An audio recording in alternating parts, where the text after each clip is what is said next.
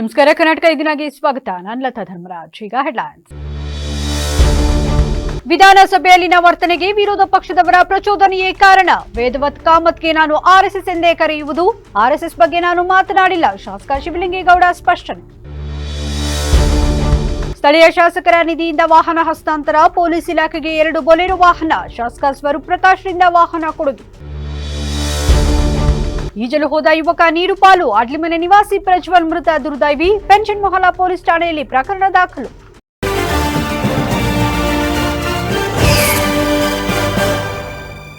ಸದನದಲ್ಲಿ ನಾನು ಆವೇಶಭರಿತನಾಗಿ ಮಾತನಾಡುವುದಕ್ಕೆ ವಿರೋಧ ಪಕ್ಷದವರ ಪ್ರಚೋದನೆಯೇ ಕಾರಣ ಎಂದು ಶಾಸಕ ಕೆಎಂ ಶಿವಲಿಂಗೇಗೌಡ ಸ್ಪಷ್ಟನೆ ನೀಡಿದರು. ಸುದ್ದಿಗೋಷ್ಠಿಯಲ್ಲಿಂದು ಮಾತನಾಡಿದ ಅವರು, ಬಿಜೆಪಿ ಹಾಗೂ ಜೆಡಿಎಸ್ ಪಕ್ಷದವರು ನನ್ನ ಭಾಷಣದ ವೇಳೆ ನನ್ನ ಬಗ್ಗೆ ಅವಾಚ್ಯವಾಗಿ ಮಾತನಾಡಿದ್ರು. ಅಲ್ಲಿ ನಡೆದಿರುವ ವಾಸ್ತವವೇ ಬೇರೆ. ಸದನದಲ್ಲಿ ನನ್ನನ್ನ ಬಿಜೆಪಿಯವರು ಪ್ರಚೋದನೆ ಮಾಡಿದ್ರು. ನಾನು ಸಾಕಷ್ಟು ಸಮಾಧಾನದಿಂದಲೇ ಇದ್ದೆ. ಅವರು ಅಷ್ಟೊಂದು ಅವಾಚ್ಯವಾಗಿ ಅಶ್ಲೀಲವಾಗಿ ಮಾತನಾಡಿದ್ರು. ಆದ್ರೆ ಅವೆಲ್ಲ ರೆಕಾರ್ಡ್ ಆಗಿಲ್ಲ. ನಾನು ಮಾತನಾಡಿದ್ದು ಮಾತ್ರ ರೆಕಾರ್ಡ್ ಆಗಿದೆ. ಅವರು ನಡೆದುಕೊಂಡ ರೀತಿ ಸಹಿಸುವಂತದ್ದಲ್ಲ. ನಾನು ಮಾತನಾಡಿದಷ್ಟೇ ಪ್ರಚಾರ ಆಗಿದೆ. ಅವರು ಮಾತನಾಡಿದ್ದು ಬಂದಿಲ್ಲ. ಟಿವಿಯವರು ಸದನದ ಒಳಗೆ ಇದ್ದಿದ್ರೆ ಹೀಗೆ ಆಗುತ್ತಿರಲಿಲ್ಲ. ಟಿವಿ ಕ್ಯಾಮೆರಾ ಒಳಗೆ ಇದ್ದಿದ್ರೆ ವಿಪಕ್ಷದವರು ಮಾತನಾಡಿದ್ದು ಹೊರಬರುತ್ತಿತ್ತು. ಬಿಜೆಪಿಯವರು ಅಶ್ಲೀಲ ಪದ ಬಳಕೆಗೆ ನಾನು ಸ್ವಲ್ಪ ಪ್ರಚೋದನೆಗೊಂಡಿದ್ದೇನೆ. ಬಿಜೆಪಿಯವರು ನನ್ನ ಮೇಲೆ ಏಕೆ ಇಷ್ಟೊಂದು ಜಿದ್ದು ಸಾಧಿಸುತ್ತಿದ್ದಾರೆ? ನಾನು ಪಕ್ಷ ಬದಲಾಯಿಸಿದರೆ ಇವರಿಗೇನು? ನಾನು ಮಾಡಿರುವ ಮಹಾಪರಾಧವೇನು? ನಾನೇನಾದರೂ ಜೆಡಿಎಸ್ ಚಿಹ್ನೆಯಡಿ ಗೆದ್ದು ಪಕ್ಷ ಬಿಟ್ಟು ಹೋಗಿದ್ದೇನಾ? ಹಾಗೆ ಮಾಡಿದರೆ ಮೋಸ ಮಾಡಿದ್ದೇನೆ ಅನ್ನಬಹುದು ಎಂದು ತಿಳಿಸಿದರು. ಪ್ರತಿ ಬಾರಿಯೂ ನಾನು ಮಾತನಾಡುವಾಗ ಸಾಕಷ್ಟು ಸಮಸ್ಯೆಗಳನ್ನು ನೀಡುತ್ತಾರೆ. ವೈಯಕ್ತಿಕವಾಗಿ ನನ್ನನ್ನು ಸದನದಲ್ಲಿ ಟಾರ್ಗೆಟ್ ಮಾಡ್ತಾರೆ. ನಾನು ಆರ್ಎಸ್ಎಸ್ ಎಂದು ವೇದವತ್ ಕಾಮತ್ ನನ್ನ ಹಾಗೆಯೇ ಕರೆಯುವುದು. ಅವನು ನನ್ನ ಎದುರಿಗೆ ಕಿರುಚುತ್ತಿದ್ದ. ಹಾಗಾಗಿ ನಾನು ಅವನಿಗಷ್ಟೇ ಆರ್ಎಸ್ಎಸ್ ಎಂದು ಕರೆದಿದ್ದು, ಬೇರೆ ಯಾರಿಗೂ ಹೇಳಿಲ್ಲ ಎಂದು ಶಿವಲಿಂಗೇಗೌಡ ಸ್ಪಷ್ಟನೆ ನೀಡಿದರು. ನಾನೇಕೆ ಆರ್ಎಸ್ಎಸ್ ಬಗ್ಗೆ ಬಯಲಿ? ನಾನು ಅವರನ್ನು ಆರ್ಎಸ್ಎಸ್ ಅಂತ ಕರೆಯುತ್ತಿದ್ದೆ. ನನ್ನನ್ನು ಅಂಥ ಕಳ್ಳ ಇಂಥ ಕಳ್ಳ ಎಂದು ಕೂಗಿದ್ರು. ಅವರು ಅಬಕಾರಿ ಸಚಿವರ ವಿರುದ್ಧ ಪ್ರತಿಭಟನೆ ಮಾಡುತ್ತಿದ್ರು. ಅವರ ಮೇಲೆ ಕೂಗಾಡಲಿ, ಆರೋಪ ಸಾಬೀತು ಮಾಡಲಿ. ಅದನ್ನು ಬಿಟ್ಟು ನನ್ನನ್ನು ಏಕೆ ಗುರಿ ಮಾಡಿದರು ಎಂದು ಪ್ರಶ್ನಿಸಿದರು. ಅವ್ರದೇ ಆದಂಥ ವಾರ್ತಾ ಇಲಾಖೆ ಚಾನಲ್ ಮುಖಾಂತರ ನ್ಯೂಸ್ ಕಳಿಸ್ತಾರೆ. ಪ್ರಿಂಟ್ ಮೀಡಿಯಾದವ್ರು ಮಾತ್ರ ಫ್ರಂಟ್ನಲ್ಲಿ ಇರ್ತಾರೆ. ಅವ್ರಿಗೆ ಅಲ್ಲಿ ಏನು ನಡೀತು ಘಟನೆ ವಾಸ್ತವಾಂಶ ಅವ್ರಿಗೆ ಗೊತ್ತು. ಆದ್ದರಿಂದ ನೀವೇ ನನಗೆ ನ್ಯಾಯ ಕೊಡಬೇಕು ಅಂತ ಕೇಳಿದ್ದೆ. ನನಗೆ ಸಾಕ್ಷಿಗಳು ನೀವೇ. ನನ್ನ ಅವತ್ತೇನಾದರೂ ನಾನು ಆ ರೀತಿ ನಡ್ಕೊಳ್ಳಿಕ್ಕೆ ಆ ಸದನದಲ್ಲಿ ನಾನು ಆ ರೀತಿ ಮಾತನಾಡಬೇಕಾದ್ರೆ ಅವ್ರು ಮಾಡಿದಂಥ ಪ್ರಚೋದನೆ ಏನಿತ್ತು ಅನ್ನೋದನ್ನು ನೀವು ಜನತೆ ತಿಳಿಸ್ಕೊಡ್ಬೇಕು. ಯಾಕೆ ಅಂದರೆ ಅಲ್ಲಿ ಇದೆಲ್ಲ ಆಫ್ ಆಗೋಗಿದೆ, ಮೈಕ್ಗಳು ಆಫ್ ಆಗಿರುತ್ತೆ. ನಾವು ಮಾತಾಡೋ ಮೈಕು ನಮ್ಮ ಡೈರೆಕ್ಷನ್ ಏನಿರುತ್ತೆ, ಅವರಿಗೆ ಯಾವ ಸದಸ್ಯ ಮಾತನಾಡ್ತಾನೆ ಅವನದೊಬ್ಬನ ತೆಗೀರಿ, ಈ ಧರಣಿಲಿರ್ತಕ್ಕಂಥವ್ರದ್ದನ್ನು ತೆಗಿಬೇಡಿ ಅಂತ ಹೇಳಿರ್ತಾರೆ. ಆದ್ದರಿಂದ ಏನಾಯ್ತದು, ನಾನು ಮಾತಾಡಿದ್ದು ಆಕೆ ಎಲ್ಲ ತಲೂ ದೃಶ್ಯ ಮಾಧ್ಯಮದಲ್ಲಿ ಮಾಡ್ತಾ ಇದ್ದಾರೆ. ಆದರೆ ಅವ್ರು ಮಾಡಿದಂಥ ಛಳಕ್ಕು, ಅವ್ರು ಮಾಡಿದಂಥ ಅಸಭ್ಯ ವರ್ತನೆ, ಅವ್ರು ಮಾಡಿದಂಥ ಸಂವಿಧಾನ ವಿರೋಧಿ ಬಾಹಿರ ಚಟುವಟಿಕೆಗಳು ಯಾರಿಗೂ ಈ ರಾಜ್ಯದ ಜನಕ್ಕೆ ಗೊತ್ತಾಗ್ತಾ ಇಲ್ಲ. ಏನು ನನಗೆ ಭಾಳ ಜನ ಸ್ನೇಹಿತರು, ಯಾಕೆ ನೀವೇ ಯಾಕೆ ಹಂಗೆ ಮಾತಾಡಿದ್ರಿ ಅಂದರೆ ಅದು ಯಾಕೆ ಮಾತಾಡಿದೆ ಅಂತ ಅನ್ನೋದನ್ನು ಹೇಳೋಕ್ಕೆ ಅಲ್ಲಿ ಆಧಾರಗಳು ನಾನು ಎಲ್ಲರಿಗೂ ಹೇಳ್ಕೊಂಡು ಕೂತ್ಕೊಳಕ್ಕಾಗುತ್ತಾ? ಇಲ್ಲ ಅವ್ರು ನನ್ನ ಬೈದರು, ಹಂಗೆ ಬೈದರು, ಹಿಂಗೆ ಬೈದರು ಅಂತ ಹೇಳೋಕ್ಕಾಗುತ್ತಾ? ಅದು ಮಾಧ್ಯಮದಲ್ಲಿ ಅದು ಬಂದಿದ್ದರೆ ಜನ ಇವ್ರು ಮಾತಾಡಿರಿ ಸರಿ ತಪ್ಪು ಅಂತೇಳಿ ಜನ ಇವ್ರು ಹಂಗಂದರೆ ಅದಕ್ಕೆ ಅವ್ರು ಹಂಗಂದರೆ ಬಿಡ್ರಿ ಅಂತೇಳಿ ಏನೋ ಒಂದು ತೀರ್ಮಾನಕ್ಕೆ ಜನ ಬರ್ತಾಯಿದ್ರು. ಅದರಿಂದ ನೋವಾದ ಮೇಲೆ ನಾನು ಬೆಂಗಳೂರಿನಲ್ಲೇ ನೀವು ನನಗೆ ನ್ಯಾಯ ಕೊಡಿ ಅಂತೇಳಿ ಕೇಳಿದೆ. ಅವರು ಸ್ವಲ್ಪ ಯಾರು ಬರೆದ್ರು, ಕೆಲವರು ಇನ್ನೂ ವಿಶ್ಲೇಷಣೆ ಅಷ್ಟಾಗಿ ಬರಲಿಲ್ಲ. ಏನೋ ನಮ್ಮ ಜಿಲ್ಲೆ ಮಾಧ್ಯಮದ ಸ್ನೇಹಿತರು ನನಗೆ ನ್ಯಾಯ ಕೊಡ್ಬೋದು ಅಂತೇಳಿ ನ್ಯಾಯ ಕೇಳಕ್ಕೆ ಬಂದಿದ್ದೀನಿ. ನ್ಯಾಯನೇ ಕೇಳ್ತಾ ಇರೋದು. ನೀವು ನಿಮ್ಮ ಫ್ರಂಟ್ ಮೀಡಿಯಾದ ಸ್ನೇಹಿತರ ಹತ್ರ ಕೇಳಿ ನಂದು ತಪ್ಪಾದರೆ ನಾನು ಇದಕ್ಕೆ ಗುರಿ ಆಗ್ತೀನಿ. ಅದನ್ನು ವಿಶ್ಲೇಷಣೆ ಆಗಬೇಕು. ಈ ರೀತಿ ಹಿಟ್ ಆ್ಯಂಡ್ ರನ್ ಕೇಸ್ ಆಗ್ತಾ ಹೋದರೆ ಯಾರೋ ಒಬ್ಬ ಮನುಷ್ಯನ ತೇಜೋವಧೆ ಮಾಡೋವಂಥ ಕೆಲಸ ನಿಜವಾಗ್ಲೂ ಒಳ್ಳೆಯದಲ್ಲ. ಈ ಬೆಳವಣಿಗೆ ಆಗಿದೆ. ಯಾಕೆ ಅಲ್ಲಿ ಸ್ಥಳೀಯ ಶಾಸಕರ ನಿಧಿಯಿಂದ ಪೊಲೀಸ್ ಇಲಾಖೆಗೆ 2 ಬೊಲೆರೋ ವಾಹನಗಳನ್ನು ಶಾಸಕ ಸ್ವರೂಪ್ ಪ್ರಕಾಶ್ ಹಸ್ತಾಂತರಿಸಿದರು. ನಗರದಲ್ಲಿ ನಡೆದ ಸರಳ ಕಾರ್ಯಕ್ರಮದಲ್ಲಿ ಮಾತನಾಡಿದ ಶಾಸಕ ಸ್ವರೂಪ್ ಪ್ರಕಾಶ್, ತಾಲೂಕಿನ ಸಾರ್ವಜನಿಕ ಸುರಕ್ಷತೆ ಹಾಗೂ ಪೊಲೀಸ್ ಇಲಾಖೆಯ ಕಾರ್ಯಕ್ಷಮತೆಯನ್ನು ಇನ್ನಷ್ಟು ಬಲಪಡಿಸುವ ಉದ್ದೇಶದಿಂದ ಸ್ಥಳೀಯ ಶಾಸಕರ ನಿಧಿಯಡಿಯಲ್ಲಿ 2 ಹೊಸ ಬೊಲೆರೋ ವಾಹನಗಳನ್ನು ಪೊಲೀಸ್ ಇಲಾಖೆಗೆ ಒದಗಿಸಲಾಗಿದ್ದು, ವಾಹನಗಳನ್ನು ಅಧಿಕೃತವಾಗಿ ಹಸ್ತಾಂತರಿಸಲಾಗಿದೆ ಎಂದು ತಿಳಿಸಿದರು. ಏನು ಪೊಲೀಸ್ ವಾಹನ ಕೊರತೆ ಇತ್ತು, ಆ ಒಂದು ನಿಟ್ಟಿನಲ್ಲಿ ನಮಗೂ ಕೂಡ ಮನವಿಯನ್ನು ಮಾಡಿದರು. ನಾನು ಕೂಡ ನಮ್ಮ ಪ್ರೈವೇಟ್ ಹಾಸ್ಪಿಟಲ್ ಅಸೋಸಿಯೇಷನ್ನ ಅವ್ರಿಗೂ ಕೂಡ ನಾನು ಕೇಳಿಕೊಂಡೆ. ವಿನಂತಿ ಮಾಡಿದಾಗ ಯಾವುದೂ ಕೂಡ ಹಿಂದೆ ಮುಂದೆ ಮಾತಾಡೋದಲ್ಲೇ ಖಂಡಿತವಾಗ್ಲೂ ಕೊಡೋಣ ಅಂತ ಹೇಳಿ ಎಲ್ಲ ನಮ್ಮ ಹಾಸನ ನಗರದಲ್ಲಿರೋಂಥ ಎಲ್ಲ ಆಸ್ಪತ್ರೆಯ ಎಲ್ಲ ನಮ್ಮ ಮಾಲೀಕರು ಮತ್ತೆಲ್ಲ ಸೇರಿ ಒಂದು ಪೊಲೀಸ್ ವಾಹನ ಕೊಡಲಿಕ್ಕೆ 8,17,000 ಇದನ್ನು ಮೊತ್ತವನ್ನು ಪ್ರೈವೇಟ್ ಹಾಸ್ಪಿಟಲ್ ಅಸೋಸಿಯೇಷನ್ ಇರ್ಬೋದು ಮತ್ತು ನೌಕರ ಸಂಘದಿಂದ 1 ಲಕ್ಷ ಮೊತ್ತವನ್ನು ಕೊಟ್ಟು ಇವತ್ತು ಪೊಲೀಸ್ ಇಲಾಖೆಗೆ ನಮ್ಮ ವಾಹನವನ್ನು ಇವತ್ತು ಕೊಟ್ಟಿದ್ದೀವಿ.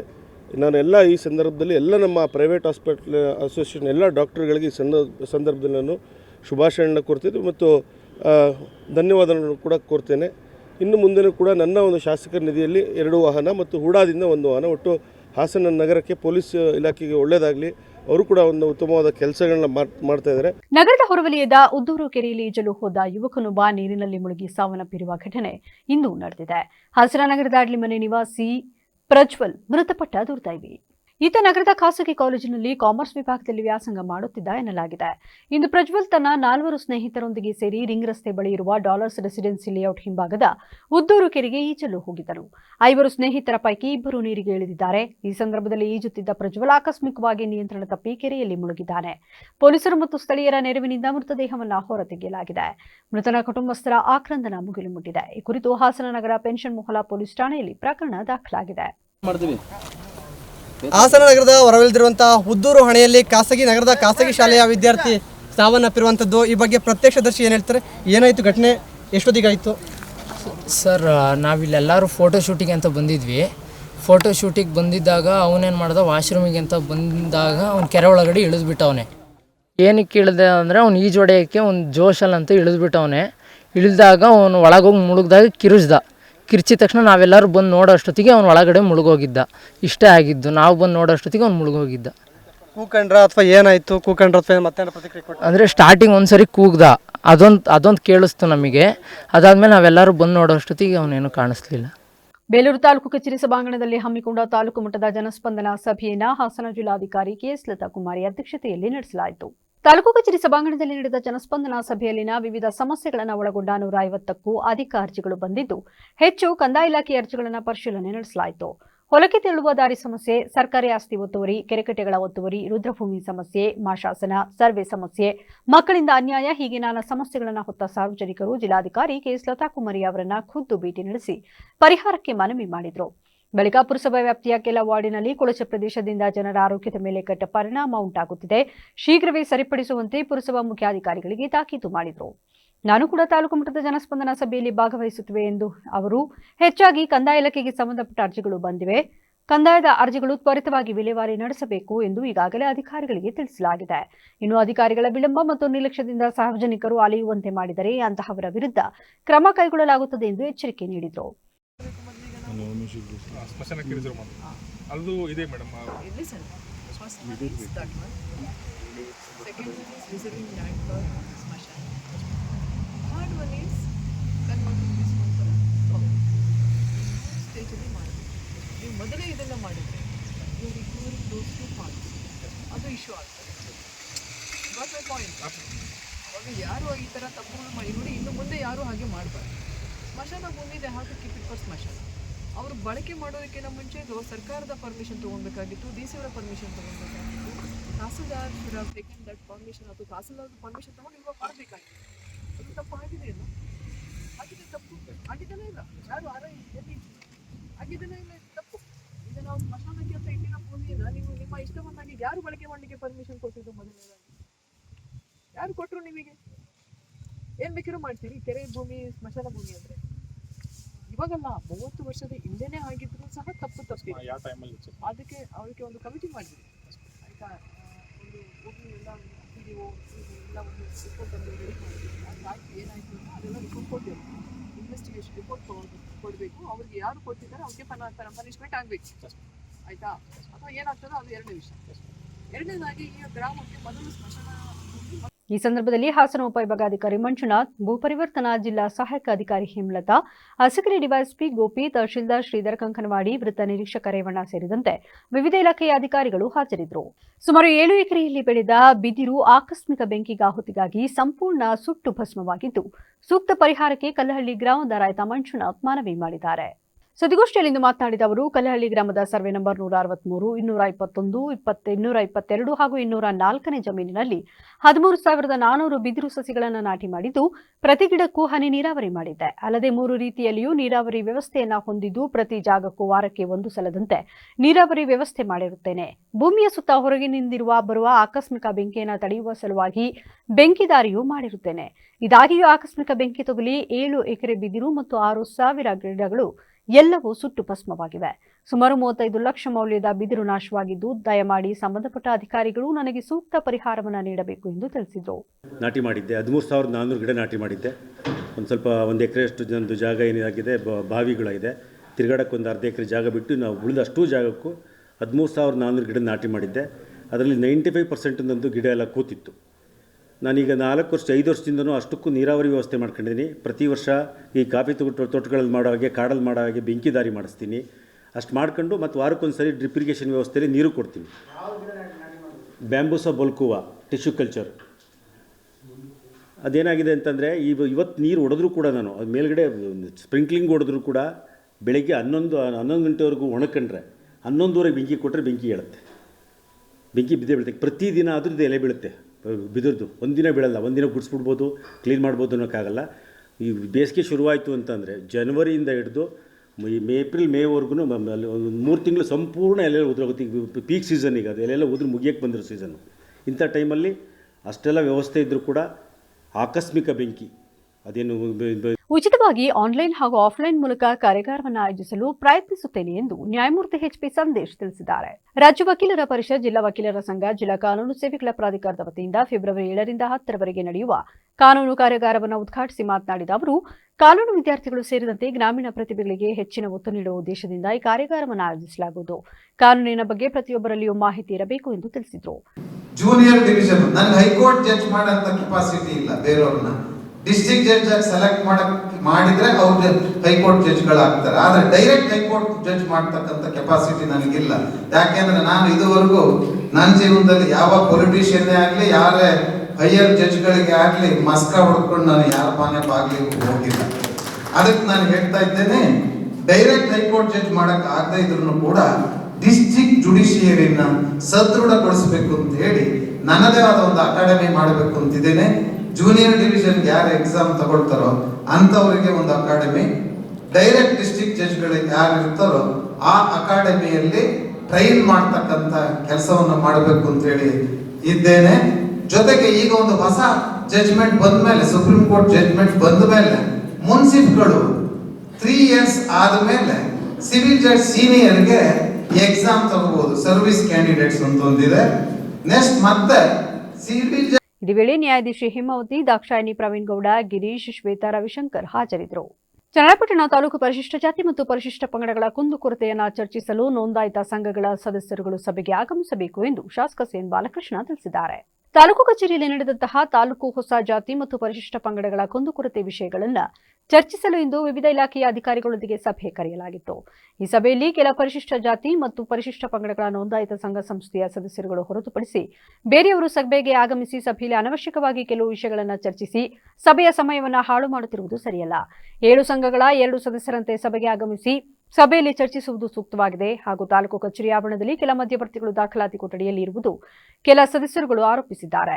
ಇದಕ್ಕೆ ಕೂಡಲೇ ಸಂಬಂಧಪಟ್ಟ ದಂಡಾಧಿಕಾರಿಗಳು ಗಮನ ಹರಿಸಬೇಕು.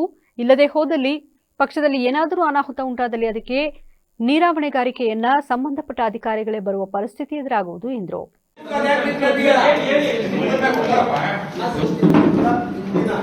ಶಾಸಕರುಗಳಿದ್ದಾಗ ಪುಟ್ಟೇಗೌಡರು ಹಿಂದೆ ಅವತ್ತಂದರು ಕೂಡ ಈ ದೊಡ್ಡ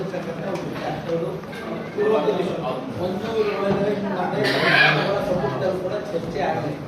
ನೀನು ಕೇಳ್ತಾ ಇರೋದು ಕೂಡ ತಪ್ಪು ಅಂತ ನಾನು ಮಾತಾಡ್ಲಿಕ್ಕೆ ಹೋಗಲ್ಲ. ಇಲ್ಲಿ ಏನಾಗಿದೆ, ಈಗ ನಮ್ಮ ಪೂರ್ವಾಂಕದಲ್ಲಿ ಪರಿಶಿಷ್ಟ ಸಮಾಜದವರು ಮೇಲ್ಗಡೆ ಬಡಾವಣೆಯನ್ನು 25 ಮನೆ ಸಪ್ರೇಟ್ ಇದೆ.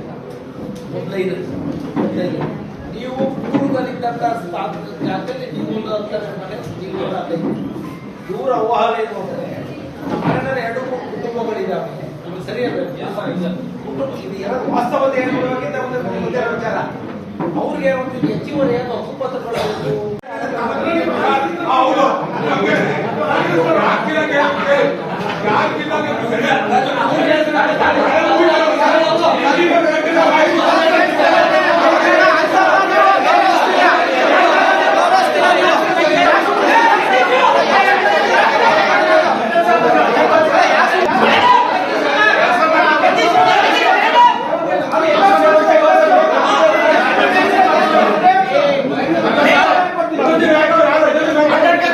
ಇದೇ ಸಂದರ್ಭದಲ್ಲಿ ತಾಲೂಕು ದಂಡಾಧಿಕಾರಿ ಶಂಕರಪ್ಪ, ತಾಲೂಕು ಪಂಚಾಯಿತಿ ಕಾರ್ಯನಿರ್ವಹಣಾಧಿಕಾರಿ ಹರೀಶ್, ಪೊಲೀಸ್ ಡಿವೈಎಸ್ಪಿ ಕುಮಾರ್, ಪುರಸಭೆ ಮುಖ್ಯಾಧಿಕಾರಿ ಯತೀಶ್ ಮುಂತಾದವರು ಹಾಜರಿದ್ದರು. ಬಿಕೋಡು ರಸ್ತೆಯಲ್ಲಿ ನೆಲೆಸಿರುವ ಇತಿಹಾಸವುಳ್ಳ ಹಜರತ್ ಸೈಯದ್ ಖ್ವಾಜಾ ನಿಜಾಮುದ್ದೀನ್ ಶಾಖಾದ್ರಿ ಅವರ ಉರುಸ್ ಮುಬಾರಕ್ವನ್ನ ಭಕ್ತಾದಿಗಳು ಶ್ರದ್ಧಾಭಕ್ತಿಯಿಂದ ಆಚರಿಸಿದರು. ಈ ಸಂದರ್ಭದಲ್ಲಿ ಮಾತನಾಡಿದ ಕೋಟೆ ಜಾಮಿಯಾ ಮಸೀದಿ ಅಧ್ಯಕ್ಷ ರಫೀಕ್ ರವರು ಸೌಹಾರ್ದತೆಯ ಸಂಕೇತವಾಗಿರುವ ದರ್ಗಾದ ಉರುಸನ್ನ ಕೋಟೆ ಜಾಮಿಯಾ ಮಸೀದಿ ನೇತೃತ್ವದಲ್ಲಿ ಶ್ರದ್ಧಾಭಕ್ತಿಯಿಂದ ನಮ್ಮ ಪೂರ್ವಜರು ಆಚರಿಸಿಕೊಂಡು ಬಂದಿರುತ್ತಾರೆ. ಅದರಂತೆ ನಾವು ಸಹ ಕೋಟೆ ಜಾಮಿಯಾ ಮಸೀದಿಯಲ್ಲಿ ಜಾದರ್ ಮತ್ತು ಗಂಧಲೇಪಿತ ಹೂಗಳನ್ನು ಸಹಸ್ರಾರು ಭಕ್ತಾದಿಗಳ ಸಮ್ಮುಖದಲ್ಲಿ ಕೋಟೆ ಮಸೀದಿಯಿಂದ ಕಾಲ್ನಡಿಗೆ ಮೂಲಕ ದರ್ಗಾಕ್ಕೆ ತೆರಳಿ ಧರ್ಮಗುರು ಮೌಲಾನಾ ರಿಜ್ವಾನ್ ರಜ್ವಿ ಅವರು ಸಾಮೂಹಿಕವಾಗಿ ಲೋಕ ಕಲ್ಯಾಣಕ್ಕಾಗಿ ವಿಶೇಷ ಪ್ರಾರ್ಥನೆ ಸಲ್ಲಿಸಿ ಚಾದರ್ ಮತ್ತು ಗಂಧದ ಲೇಪಿತ ಹೂಗಳನ್ನು ದರ್ಗಾಕ್ಕೆ ಸಮರ್ಪಿಸಿದರು. ನಂತರ ಮಾತನಾಡಿದ ಕಾರ್ಯದರ್ಶಿ ಏಜಾಜ್ ಪಾಷಾ, ಹಿಂದೂ ಮುಸ್ಲಿಂ ಎನ್ನದೇ ಸರ್ವ ಜನರು ಈ ದರ್ಗಕ್ಕೆ ನಂಬುತ್ತಾರೆ ಮತ್ತು ಯಾವುದೇ ತಮ್ಮ ಕಷ್ಟ ಸುಖಗಳ ಬಗ್ಗೆ ಹರಕೆ ಕಟ್ಟಿಕೊಂಡು ಅವರಿಗೆ ಒಳಿತು ಆದ ಬಳಿಕ ದರ್ಗಾಕ್ಕೆ ಭೇಟಿ ನೀಡಿ ತಮ್ಮ ಹರಕೆ ತೀರಿಸುತ್ತಾರೆ ಎಂದರು. ನಂತರ ಮಾತನಾಡಿದ ಸಾಮಾಜಿಕ ಹೋರಾಟಗಾರ ನೂರ್ ಅಹ್ಮದ್, ಈ ದರ್ಗದ ವಿಶೇಷತೆ ಏನೆಂದರೆ ರಾಷ್ಟ್ರೀಯ ಹೆದ್ದಾರಿ ಸಕಲೇಶಪುರ ಬೇಲೂರು ಮಾರ್ಗದಲ್ಲಿ ನೆಲೆಸಿರುವ ಈ ದರ್ಗಾ ಇಡೀ ಹಾಸನ ಜಿಲ್ಲೆಗೆ ಸೌಹಾರ್ದತೆಯ ಸಂಕೇತಕ್ಕೆ ಹೆಸರುವಾಸಿ ಎಂದರು. ಈ ಸಂದರ್ಭದಲ್ಲಿ ಕೋಟೆ ವಾಜಿದ್, ತಬ್ರೇಜ್, ಸಲ್ಮಾನ್, ತೌಫೀಕ್, ನಜರ್, ಮಸೂದ್ ಹಾಗೂ ಭಕ್ತಾದಿಗಳು ಹಾಜರಿದ್ದರು. ವಿರುದ್ಧ ನಿರೀಕ್ಷಕ ರೇವಣ್ಣ ಅವರ ನೇತೃತ್ವದಲ್ಲಿ ಪೊಲೀಸ್ ಬಂದೋಬಸ್ತ್ ನಿಯೋಜನೆಯಾಗಿಸಲಾಗಿತ್ತು. ಒಂದು ದರ್ಗಾ ಇದೆ, ಇದು ಶತಮಾನ ಪೂರಿಸಿದಂಥ ಒಂದು ದರ್ಗಾ ಇದು. ಈ ದರ್ಗಾದಲ್ಲಿ ವಿಶೇಷತೆ ಏನಪ್ಪಾ ಅಂದರೆ ಎಲ್ಲ ಧರ್ಮದವರು ಬಂದು ಈ ದರ್ಗಾದ ಉರುಸ್ ಸಂದರ್ಭದಲ್ಲಿ ಪಾಲ್ಗೊಳ್ತಾರೆ. ಅದೇ ರೀತಿ ಪ್ರತಿಯೊಂದು ಉತ್ತಮ ಕಾರ್ಯದಲ್ಲಿ ದಾನ ಧರ್ಮ ಮೂಲಕವಾಗಿ ಅವರು ಪಾಲ್ಗೊಳ್ತಾರೆ.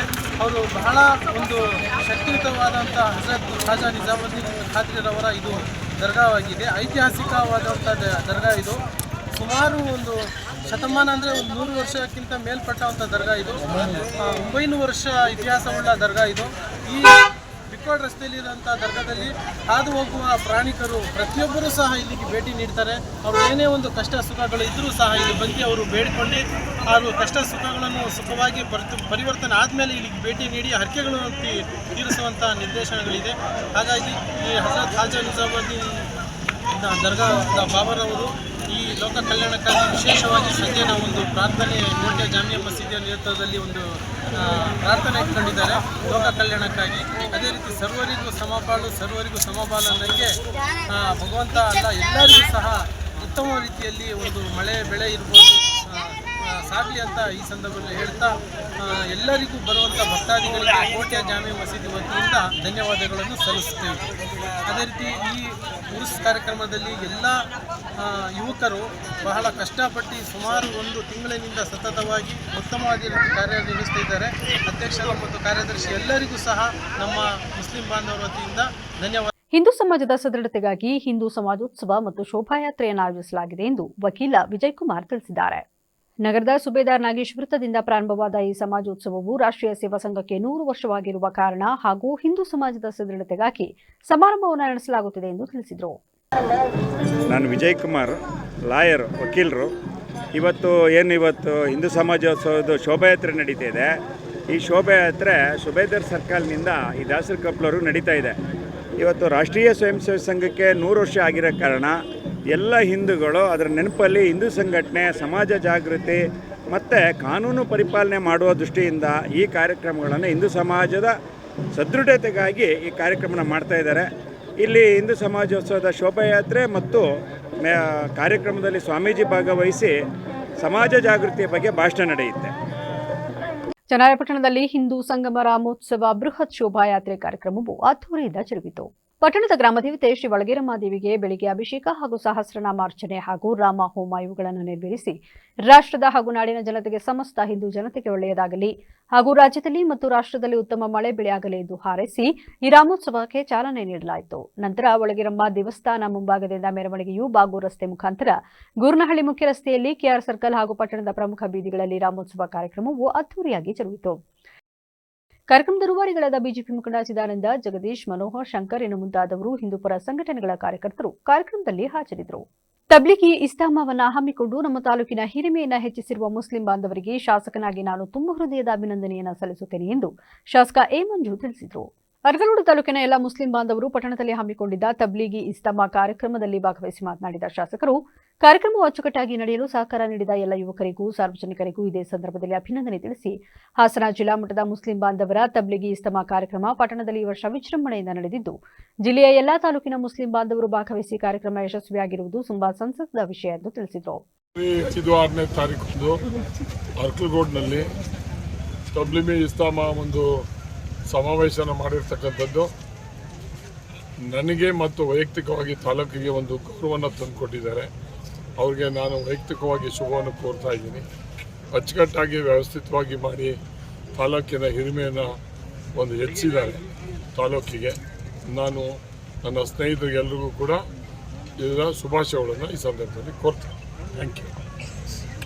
ಕಾರ್ಯಕ್ರಮದ ಆಯೋಜಕರಾದ ಖತೀಬ್ ಉರ್ ರೆಹಮಾನ್ ಮಾತನಾಡಿ, ಪಟ್ಟಣದಲ್ಲಿ ಜಿಲ್ಲೆ ಮಟ್ಟದ ಮುಸ್ಲಿಂ ಸಮುದಾಯದ ಇಸ್ಲಾಮ ಕಾರ್ಯಕ್ರಮ ಗುರುವಾರ ಹಾಗೂ ಶುಕ್ರವಾರ 2 ದಿನವೂ ನಡೆಯುತ್ತಿದ್ದು, ಹಾಸನ ಜಿಲ್ಲೆಯ ಎಲ್ಲ ತಾಲೂಕುಗಳಿಂದ ಆಗಮಿಸಿದ್ದ ಸಾವಿರಾರು ಬಂಧುಗಳಿಗೆ ಯಾವುದೇ ಕೊರತೆಯಾಗದಂತೆ ಸ್ವಯಂ ಸೇವಕರು ಅಚ್ಚುಕಟ್ಟಾಗಿ ಸಕಲ ಸೌಲಭ್ಯವನ್ನು ಒದಗಿಸಿಕೊಟ್ಟಿದ್ದು, ಈ ಧಾರ್ಮಿಕ ಸಭೆಯನ್ನು ಯಶಸ್ವಿಯಾಗಿಸಿದ ಜಿಲ್ಲಾ ಹಾಗೂ ತಾಲೂಕು ಎಲ್ಲ ಸಮಿತಿಯವರಿಗೆ ಅಭಿನಂದನೆಗಳನ್ನು ತಿಳಿಸುತ್ತೇನೆ. ಈ ಕಾರ್ಯಕ್ರಮದಲ್ಲಿ 20 ಜೋಡಿಗಳಿಗೆ ಸಾಮೂಹಿಕ ವಿವಾಹ ನೆರವೇರಿಸಿದ್ದು, ದೇವರು ಎಲ್ಲರಿಗೂ ಒಳ್ಳೆಯದು ಮಾಡಲಿ ಎಂದು ಶುಭ ಕೋರಿದರು. ಫೆಬ್ರವರಿ 5-6 ನಮ್ಮದೊಂದು ತಬ್ಲೀಗಿ ಇಜ್ತಿಮಾ 2026 ಕಾರ್ಯಕ್ರಮ ನಡೀತಾ ಇದೆ.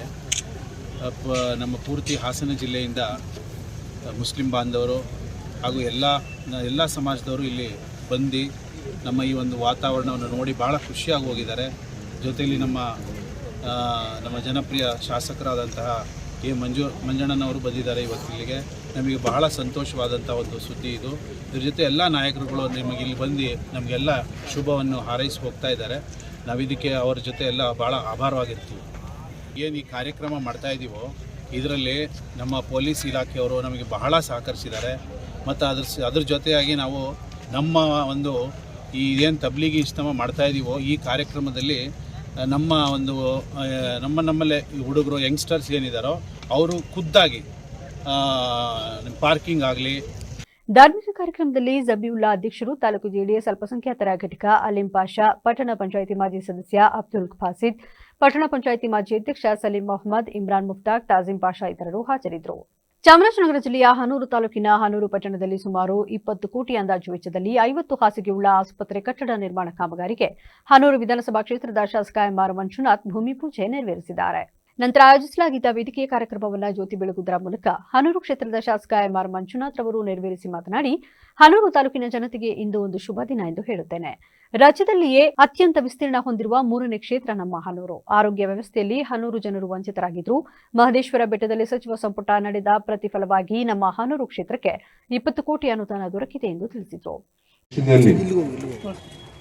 ಹನೂರು ಆರೋಗ್ಯಕ್ಕೆ ಸಂಬಂಧಪಟ್ಟಂಗೆ ಏನಿವತ್ತು ಇಂದಿನವರು ಅವರ ಒಂದು ಪ್ರಯತ್ನಗಳು ಪಟ್ಟಿದ್ದಾರೆ, ಬಟ್ ಅದು ಎಂಡ್ ಆಗಲಿಲ್ಲ ಅನ್ನೋ ಮಾತನ್ನ ಸಾಹೇಬರು ಹೇಳ್ತಾ ಇತ್ತು. ಬಟ್ ತಡವಾಗಿ ಇವತ್ತು ನಮ್ಮ ಒಂದು ಅವಕಾಶಕ್ಕೆ ಏನು ಕೊಟ್ಟಿದ್ದೀರಾ ಈ ಒಂದು ಸಮಯದಲ್ಲಿ ಆಗ್ತಿರೋದು ನಿಜವಾಗ್ಲೂ ಅದು ಒಂದು ಆಗಲೇಬೇಕಾದಂಥ ಒಂದು ವಿಚಾರ. ಹಾಗಾಗಿ ಇವತ್ತು ಆ ಕೆಲಸ ಮಾಡೋಕ್ಕೆ ನನಗೆ ಒಂದು ನಿಜವಾಗ್ಲೂ ಒಂದು ಪುಣ್ಯ ಮತ್ತು ಒಂದು ಅವಕಾಶ ಕೊಟ್ಟಿದ್ದಕ್ಕೆ ನಿಜವಾಗ್ಲೂ ಅದು ಸಾರ್ಥಕತೆ ಆಗಬೇಕನ್ನೋ ನಿಟ್ಟಿನಲ್ಲಿ ಇವತ್ತು ಈ ಒಂದು 50 ಆಸ್ಪತ್ರೆ ಸುಸಜ್ಜಿತವಾದ, ಅಂದರೆ ಅದು 100 ಬೆಡ್ಡಕ್ಕೆ 100ಕ್ಕೆ 100 ಅದು ಅಪ್ಗ್ರೇಡ್ ಆಗುತ್ತೆ. ಬಹುಶಃ ಅದನ್ನು ಒಂಚೂರು ವಿವರವಾಗಿ ಹೇಳ್ತಾರೆ ಅಂತ ಒಂದು ಕಾರ್ಯಕ್ರಮಕ್ಕೆ ಇವತ್ತು ಚಾಮರಾಜನಗರ ಜಿಲ್ಲೆ. ನಂತರ ಆರೋಗ್ಯ ಮತ್ತು ಕುಟುಂಬ ಕಲ್ಯಾಣಾಧಿಕಾರಿ ಚಿದಂಬರಂ ಮಾತನಾಡಿ, ನಿಮ್ಮ ಹನೂರು ಕ್ಷೇತ್ರದಲ್ಲಿ 50 ಹಾಸಿಗೆಯುಳ್ಳ ಆಸ್ಪತ್ರೆ ನಿರ್ಮಾಣ ಕಾಮಗಾರಿಗೆ ಶಾಸಕರು ಸುಮಾರು 20 ಕೋಟಿ ಅನುದಾನ ತಂದು ನೆರವೇರಿಸಿರುವುದು ನಾವು ನೀವೆಲ್ಲ ಹೆಮ್ಮೆ ಪಡುವಂತಹ ವಿಷಯ. ಇನ್ನು 2 ವರ್ಷದ ಅವಧಿಯಲ್ಲಿ ಹನೂರು ಕ್ಷೇತ್ರವನ್ನ ಒಂದು ಮಾದರಿ ಕ್ಷೇತ್ರವನ್ನಾಗಿ ಮಾಡುತ್ತಾರೆ ಎಂದು ತಿಳಿಸಿದರು. ಹಾಗಾಗಿ ಆ ದಿನಗಳಿಂದ ಮತ್ತು ಚಾಮರಾಜನಗರ ಜಿಲ್ಲೆ ಉದಯ ಆಯಿತು 97ರಲ್ಲಿ. ಅಲ್ಲಿಂದ ಆಚೆಗೆ ಹನೂರು ಕ್ಷೇತ್ರ ಏನಿತ್ತು ಇದು ಹನೂರು ಭಾಗಕ್ಕೆ ಹೊಸ ತಾಲೂಕಾಗಿ ಆಯಿತು 2017-18ರಲ್ಲಿ. ಆದ್ರೂ ನಮ್ಮ ಆರೋಗ್ಯ ಇಲಾಖೆಯಲ್ಲಿ ಹಿಂದೆ ಏನಿತ್ತು ಪ್ರಾಥಮಿಕ ಆರೋಗ್ಯ ಕೇಂದ್ರ ಉಪಕೇಂದ್ರ ಏನಿತ್ತು ಅದಷ್ಟಕ್ಕೆ ಸೀಮಿತವಾಗಿತ್ತು. ಇಂದಿನ ಪ್ರಯತ್ನದಿಂದ ಹನೂರು ವಿಧಾನಸಭಾ ಕ್ಷೇತ್ರ ವ್ಯಾಪ್ತಿಯಲ್ಲಿ ದೊಡ್ಡಿಂದವಾಡಿ, ಪಾಳ್ಯ, ಮಹದೇಶ್ವರ ಬೆಟ್ಟ ಈ 3ಕ್ಕೆ ಪ್ರಾಥಮಿಕ ಆರೋಗ್ಯ ಕೇಂದ್ರ, ಸಮುದಾಯ ಆರೋಗ್ಯ ಕೇಂದ್ರ ಆಗಿ ಅಪ್ಗ್ರೇಡೇಷನ್ ಆಗಿದ್ದಂಥದ್ದು, ಆ ಬಿಲ್ಡಿಂಗ್ಗಳು ಸ್ಯಾಂಕ್ಷನ್ ಆಗಿದ್ದಂಥದ್ದು ಇವತ್ತವು ಇನಾಗ್ರೇಷನ್ ಇದಕ್ಕೆ ಬಂದಿದೆ. ಅದ್ರ ಜೊತೆಗೆ ರಾಮಾಪುರ ರಾಷ್ಟ್ರೀಯ ಆರೋಗ್ಯ ಅಭಿಯಾನ NHM ಅಡಿಲಿ ಕಮ್ಯುನಿಟಿ ಹೆಲ್ತ್ ಸೆಂಟರ್ ಅಂತ ಒಂದಷ್ಟು ಫೆಸಿಲಿಟಿನ ಸಿಕ್ಕಿದ್ದಂಥದ್ದು. ಬಟ್ ಆದ್ರೆ ಕಮ್ಯುನಿಟಿ ಹೆಲ್ತ್ ಸೆಂಟರ್ ತಗೊಂಡು ಮಾನ್ಯ. ಇದೇ ಸಂದರ್ಭದಲ್ಲಿ ಇಂಜಿನಿಯರ್ಗಳಾದ ಜಗದೀಶ್, ಗುರುಪ್ರಸಾದ್, ಗುತ್ತಿಗೆದಾರರುಗಳಾದ ರಾಜು, ಪ್ರಸಾದ್, ಸಮೀವುಲ್ಲಾ ಇನ್ನು ಹಲವು ಮುಖಂಡರುಗಳು ಕಾರ್ಯಕ್ರಮದಲ್ಲಿ ಭಾಗವಹಿಸಿದರು. ಕೋಟ್ಯಾಂತರ ಬೌದ್ಧರ ಪವಿತ್ರ ಕ್ಷೇತ್ರವಾದ ಬೋಧ್ ಗಯಾದ ಬುದ್ಧ ವಿಹಾರದ ಆಡಳಿತವನ್ನ ಬಿಕ್ಕು ಸಂಘದ ವಶಕ್ಕೆ ಪಡೆಯಲು ಫೆಬ್ರವರಿ 12ರಂದು ಮನವಿ ಸಲ್ಲಿಸಲಾಗುವುದು. ಇದೇ ವೇಳೆ ಡಾ ಶಿವಕುಮಾರ್ ಮಾತನಾಡಿ, ನವದೆಹಲಿಯ ಜಂತರ್ ಮಂತರ್ನಲ್ಲಿ ನಡೆಯಲಿರುವ ಬೃಹತ್ ಸಮಾವೇಶದಲ್ಲಿ ಬೌದ್ಧ ಅನುಯಾಯಿಗಳು ಹೆಚ್ಚಿನ ಸಂಖ್ಯೆಯಲ್ಲಿ ಭಾಗವಹಿಸಬೇಕೆಂದು ಮನವಿ ಮಾಡಿದ್ದಾರೆ. ಬುದ್ಧಗಯಾ ಬುದ್ಧಿವಿಹಾರ ಮುಕ್ತಿ ಆಂದೋಲನ ಇದೇ ಫೆಬ್ರವರಿ 12ರ ಗುರುವಾರದಂದು ಬೌದ್ಧ ಬಿಕ್ಕುಗಳು ಬೃಹತ್ ಆಂದೋಲನ ನಡೆಸುತ್ತಿದ್ದು, ಕಾರಣವೇನೆಂದರೆ ಭಗವಾನ್ ಬುದ್ಧರಿಗೆ ಜ್ಞಾನೋದಯವಾದಂತಹ ಬುದ್ಧಗಯಾದ ಸ್ಥಳದಲ್ಲಿ ದೊಡ್ಡ ಬೌದ್ಧ ವಿಹಾರವಿದೆ. ಅದನ್ನು ಜಗತ್ತಿನ ಎಲ್ಲಾ ಬೌದ್ಧರು ಗೌರವಿಸಿ ಪ್ರೀತಿಸುತ್ತಾರೆ. ಲಕ್ಷಾಂತರ ಜನ ಪ್ರತಿ ವರ್ಷ ಭೇಟಿ ನೀಡುತ್ತಿರುತ್ತಾರೆ. ಕಳೆದ 100 ವರ್ಷಗಳಿಗಿಂತ ಹೆಚ್ಚು ಈ ವಿಹಾರದ ಆಡಳಿತವನ್ನು ಸಂಪೂರ್ಣವಾಗಿ ಬಿಕ್ಕು ಸಂಘಗಳಿಗೆ ವಹಿಸಿಕೊಡುವಂತೆ ದೀರ್ಘಕಾಲದಿಂದಲೂ ಹೋರಾಟ ಮಾಡಿಕೊಂಡು ಬರುತ್ತಿದ್ದಾರೆ. ಅದರ ಮುಂದುವರಿದ ಮತ್ತೊಂದು ಹೋರಾಟಕ್ಕೆ ಕರ್ನಾಟಕದಿಂದ ಬೌದ್ಧ ಬಂಧುಗಳು ಹೆಚ್ಚಿನ ಸಂಖ್ಯೆಯಲ್ಲಿ ಆಗಮಿಸುವಂತೆ ಮನವಿ ಮಾಡಿದರು. ಅಂತೇಳಿ ಬೌದ್ಧ ಬಿಕ್ಕುಗಳೆಲ್ಲರೂ ಸೇರಿ ಒಂದು ಬೃಹತ್ ಆದಂತ ಒಂದು ಆಂದೋಲನವನ್ನ ನಡೆಸ್ತಾ ಇದ್ದಾರೆ. ಇದರ ಹಿನ್ನೆಲೆ ಇಷ್ಟು, ಭಗವಾನ್ ಬುದ್ಧರಿಗೆ ಜ್ಞಾನೋದಯವಾದಂತಹ ಬುದ್ಧಗಯಾದ ಒಂದು ಸ್ಥಳದಲ್ಲಿ ಒಂದು ದೊಡ್ಡ ಬುದ್ಧ ವಿಹಾರ ಇದೆ. ಅದನ್ನ ಜಗತ್ತಿನ ಎಲ್ಲ ಬೌದ್ಧರು ಕೂಡ ತುಂಬಾ ಗೌರವಿಸ್ತಾರೆ ಮತ್ತು ಪ್ರೀತಿಸ್ತಾರೆ. ಲಕ್ಷಾಂತರ ಜನ ಅಲ್ಲಿಗೆ ಪ್ರತಿ ವರ್ಷ ಭೇಟಿ ಮಾಡ್ತಾರೆ. ಇಂಥ ಬುದ್ಧ ವಿಹಾರದ ಆಡಳಿತದಲ್ಲಿ ಈಗ ಸದ್ಯಕ್ಕೆ 4 ಜನ ಹಿಂದೂ ಸದಸ್ಯರು, 4 ಜನ ಬೌದ್ಧ ಸದಸ್ಯರು ಮತ್ತು ಒಬ್ಬರು DC ಅಧ್ಯಕ್ಷತೆಯಲ್ಲಿ 9 ಜನರು ನಿರ್ವಹಣೆ ಮಾಡುವಂತಹ ಒಂದು ಕಾಯ್ದೆ ಇದೆ. ಅದನ್ನ ಬುದ್ಧಿಸ್ಟ್ ಟೆಂಪಲ್ ವಿಹಾರ ಆಕ್ಟ್ ಅಂತೇಳಿ, ಬುದ್ಧ ವಿಹಾರ ಟೆಂಪಲ್ ಆಕ್ಟ್ 1949 ಅಂತೇಳಿ ಆ ಕಾಯ್ದೆ, ಅದನ್ನು ಬಿಹಾರ ಸರ್ಕಾರ ಮಾಡಿದೆ. ಈ ಒಂದು ಪ್ರಕಾರವಾಗಿ ಬೌದ್ಧ ವಿಹಾರದ ಆಡಳಿತದಲ್ಲಿ ಹಿಂದೂಗಳ ಒಂದು ಡಾಮಿನೆನ್ಸ್ ಇದೆ. ಹಂಗಾಗಿ ಆ ಬೌದ್ಧ ವಿಹಾರದಲ್ಲಿ ಬಹಳಷ್ಟು ಹಿಂದೂ ಆಚರಣೆಗಳನ್ನ ಮಾಡಿ ಬೌದ್ಧರಿಗೆ ಒಂದು ಮನಸ್ಸಿಗೆ ನೋಯಿಸುವಂತ ಕೆಲಸ ಬಹಳ ಹಿಂದಿನಿಂದಲೂ ಕೂಡ ನಡೀತಾ ಇದೆ. ಹಾಗಾಗಿ ಕಳೆದ 100 ವರ್ಷಗಳಿಗಿಂತ ಹೆಚ್ಚು ಬೌದ್ಧ ಬಿಕ್ಕುಗಳು. ಈಗ ಮತ್ತೊಮ್ಮೆ ಹೆಡ್ಲೈನ್ಸ್. ವಿಧಾನಸಭೆಯಲ್ಲಿನ ವರ್ತನೆಗೆ ವಿರೋಧ ಪಕ್ಷದವರ ಪ್ರಚೋದನೆಯೇ ಕಾರಣ. ವೇದವತ್ ಕಾಮತ್ಗೆ ನಾನು RSS ಎಂದೇ ಕರೆಯುವುದು. RSS ಬಗ್ಗೆ ನಾನು ಮಾತನಾಡಿಲ್ಲ. ಶಾಸಕ ಶಿವಲಿಂಗೇಗೌಡ ಸ್ಪಷ್ಟನೆ. ಸ್ಥಳೀಯ ಶಾಸಕರ ನಿಧಿಯಿಂದ ವಾಹನ ಹಸ್ತಾಂತರ. ಪೊಲೀಸ್ ಇಲಾಖೆಗೆ 2 ಬೊಲೆರೋ ವಾಹನ. ಶಾಸಕ ಸ್ವರೂಪ್ ಪ್ರಕಾಶ್ರಿಂದ ವಾಹನ ಕೊಡುಗೆ. ಈಜಲು ಹೋದ ಯುವಕ ನೀರು ಪಾಲು. ಅಡ್ಲಿಮನೆ ನಿವಾಸಿ ಪ್ರಜ್ವಲ್ ಮೃತ ದುರ್ದೈವಿ. ಪೆನ್ಷನ್ ಮೊಹಲ್ಲಾ ಪೊಲೀಸ್ ಠಾಣೆಯಲ್ಲಿ ಪ್ರಕರಣ ದಾಖಲು. ಇದಾಗಿತ್ತು ಇಲ್ಲಿವರೆಗಿನ ನ್ಯೂಸ್ ಅಪ್ಡೇಟ್ಸ್. ನಿರಂತರ ಸುದ್ದಿಗಾಗಿ ನೋಡ್ತಾ ಇರಿ BBC ನ್ಯೂಸ್. ಇದು ಜನರ ಧ್ವನಿ. ಸತ್ಯದ ಕಡೆ ನಮ್ಮ ನಡೆ.